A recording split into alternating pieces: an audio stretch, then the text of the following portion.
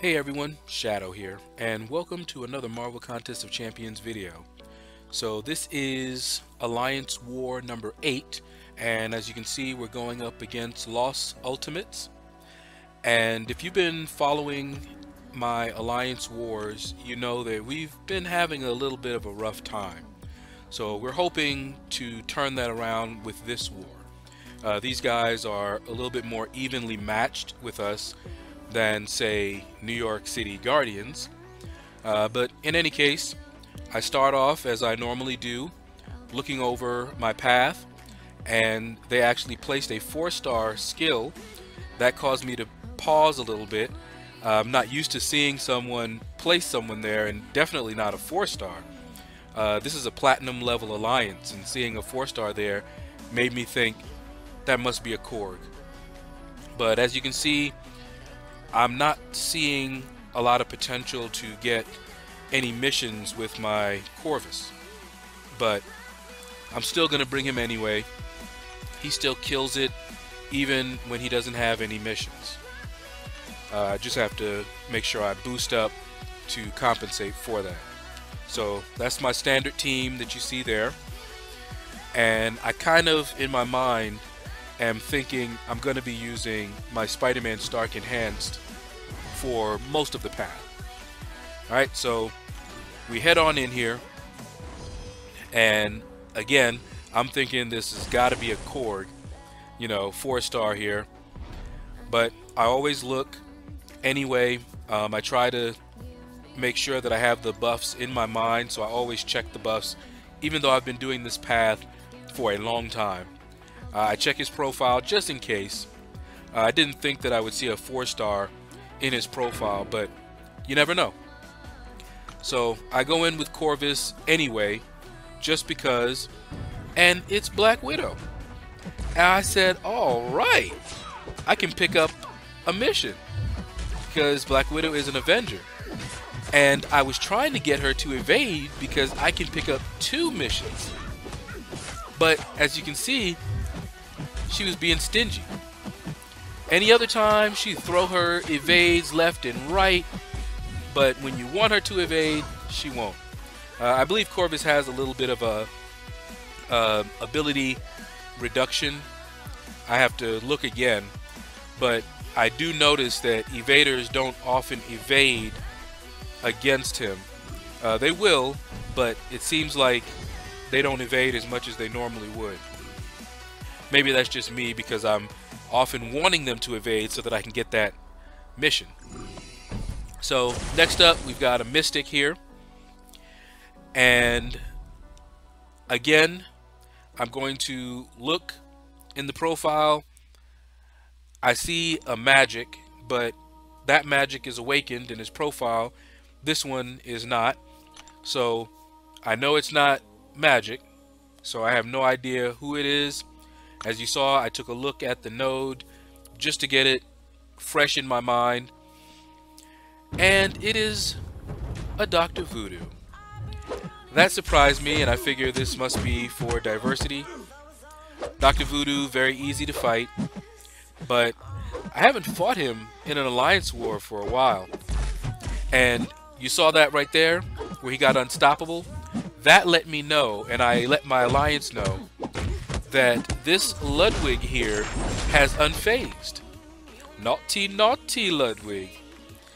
So, for you guys that don't know, unfazed is a mastery, and when a champion auto-evades against you, which of course my Spider-Man Stark Enhanced does, they have a chance to go unstoppable. So it can catch you if you're not aware that they actually have unfazed. So we got him down. He didn't catch us. Fortunately, I was playing a little bit, further back when that unstoppable happened, and I was still sort of in that mindset of fighting the champion, where I was watching for his unstoppable. So that helped a little bit, because I've been going through that quest on my own here. Alright, so next up we've got Wasp. Now Wasp is tricky, and the first time I fought Wasp, she wrecked me. Now, I'm not planning on using Hyperion anywhere else, really. But how you fight Wasp, you want to get that evade on cooldown. So you either bait out her heavy or eat the heavy or her attack. Once it's on cooldown, you can go and she's not going to evade, or you can parry stun her and attack her while she's stunned and she won't evade. But most of the time, your opponent has maxed out limber, so that's always risky. You might only be able to get one attack in. Alright, so now we come to the real fights. And these are the last 4 fights on my path. So as you saw, I went ahead and boosted up. And I look, try and get an idea of who this might be. And I'm looking down there because I have Scouter Lens. Now, there is actually a tool. I think it's a Mutamat tool that Infobat gave me online. And I wanted to use it, but apparently they don't have rank 3. You have to be rank 4 or above. So I can't use it as long as they're a rank 3. And this was a rank 3 Carnage. Now Carnage, not hard to fight. As you can see, Starkey made quick work of him. I mean, he was only a rank 3. And my Starkey is rank 5, so kind of went the way I expected it to go. Alright, so next we have a Science. And I'm very wary of Science champions, but this is a 6-star Science champion. So I'm not expecting any Electros. If it was a 5-star Science, I would have been a little bit more worried. Alright, so we checked the profile as usual. It was still not a rank 4, so I still didn't get a chance to use the tool. And it is a Yellowjacket. Now, Yellowjacket, I use Starkey against Yellowjacket all the time. That is who I prefer to use. Alright, so you can see here, I backed off just before I got him to his special 1. And I'm just building up my poise charges because my plan is not to let him get off a single special 1. So I go in for the attack, boom, take him out. No special 1 for you. Now, had I been a little bit further up, or had I not been able to do as much damage, I would have fired off a heavy and snatched him back from his special 1 or special 2. So, last node before the mini boss, this is the Bane node. And it can be a bit tricky. Alright, so again, we are checking, see if we can have an idea of who this might be. I don't see any cosmics. Don't know who this could possibly be. And I forgot to check the tool to see if it had a 6-star in it. But we're up against King Groot. Now, I've seen King Groot on this node often. And the logic, I believe, is because King Groot has a lot of health, and that Bane damage is based on your health. So if he gets that Bane on me while he's still at full health, I'm going to be taking a lot of damage.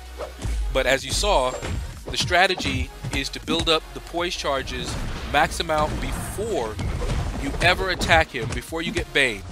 And you'll see here, that wasn't a perfect Bane transfer, but because I had my special 1, I was able to fire that off, get the Bane back on him. And I didn't take a whole lot of Bane damage at all, and down goes Groot. I love my Spider-Man Stark Enhanced. He is just a beast.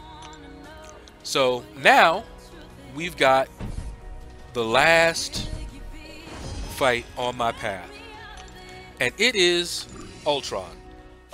Now, this Ultron, I actually don't like fighting him as much as I like fighting the other Ultron.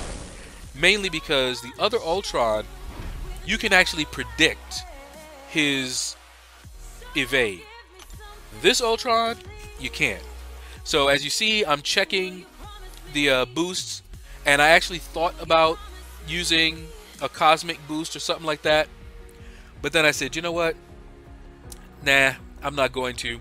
I don't have any of my little 8% boosts, and I was like, you know, I don't think I'm going to need it for this Ultron. So I just go in with the boost that I already had active, and we just start taking it to this Ultron, doing the medium, light, medium combo to maximize Corvus's damage, evading the special one, and I'm looking at the health, and I'm just like, yeah, this is going to be pretty easy. So I got him in the corner, I'm evading, doing, you know, like I like to be, you know, aggressive, and then look at that. Now let me explain what happened. This guy that I'm fighting obviously has Limber. I don't know if he has it maxed out, but he has Limber. So when I parry stunned him, Limber caused him to come out of the stun fast, and then that Ultron evaded and fired off his special. So I backed off. I was like, hold up, slow your roll. Let's reset, go back in, and we took him out. So no deaths for this war, for me anyway. So we were able to get a full clear, as you see. All that's left now is to wait and see how we did in this war, and we have a pretty good feeling about this one. And we're back, and this is about as live as I can make it. I am loading up my game to find out whether we won or whether we lost this latest war. Alright, so in a minute we are going to find out, and we won. I am so proud of my alliance. I think that we performed as a platinum alliance at our level should perform in this war. We made some changes since the last war, and I think it shows. But that's it for this Alliance War video. If you enjoyed it, smash that like button, subscribe, leave a comment, let me know what you thought about this video. And you guys have a blessed day.